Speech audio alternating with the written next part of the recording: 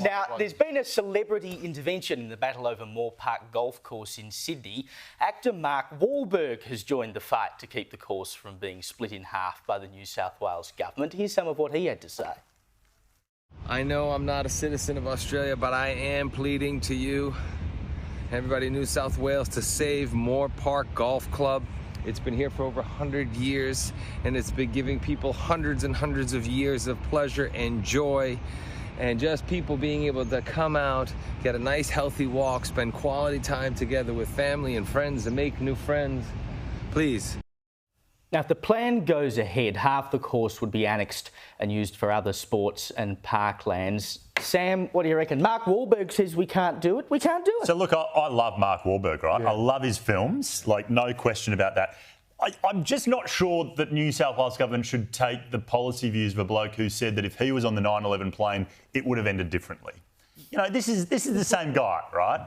I mean, at the end of the day... In fairness, it may have had to... I mean, like, oh, can you sign something for me? You know, let's not plot, you know. Could have taken a couple of them. Hey, Mark Wahlberg is going to single-handedly save Moore Park Golf Course. God knows what he might. I don't know who knows him. Like, obviously he knows someone there. So at the end of the day, they're chopping this thing in two. They're going to use the other 9 holes for, you know, parkland. They're building a bunch of housing around the side of it, so, you know, families can have a park to kick a footy in and play with their kids in. I say good on them. You know, there are, I just looked it up on a map as I was sitting here, there are, within about a 10-minute drive of it, 4 other golf courses around that space. So, yeah, look, it's a historic thing and that's a shame. Yeah, but are they private golf courses? Yeah, because I believe this is one of the only public... Yeah, it's a public That is one of the arguments they raise. I mean, They've still got 9 holes, and then people who don't play golf and can't play golf, like me, who would just end up digging a giant hole, can do something useful. Yeah, but I would half understand the argument for reclaiming half of Moore Park Golf Course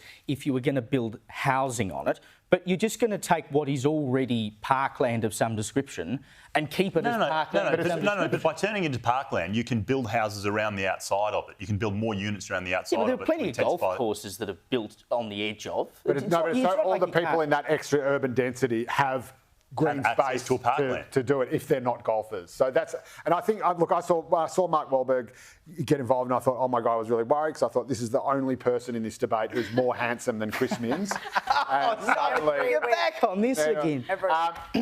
But I guess it just strikes me as something that just reeks of reasonableness. It is, they're not abolishing the golf course. They're saying, yes, we're still going to have 9 holes, but we all know that in that area, especially, with Waterloo, Moore Park, around the airport, it's huge. It's super, super high density. And these guys need green space and not everyone plays golf. And so is there a touch of elitism though? You know, we're going to take the golf course away from those bastard rich people, Evelyn?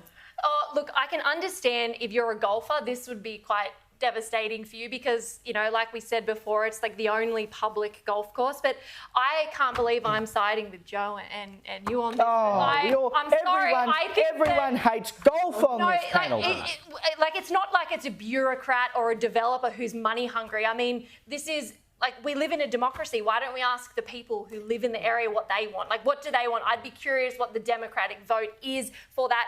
Ultimately, the reason we're in this situation where there's high density, everyone's living on top of each other, is because of poor management to begin with. So is this a solution to that? Are they trying to make that better and then are we criticising them for that? I don't know. I feel bad for the golfers. Please, at home, if you like, I actually love watching golf. I love watching golf. Weirdly enough, golf and cricket, I'll watch it all day long. As much as my family at home, if you're watching, they hate that I like that.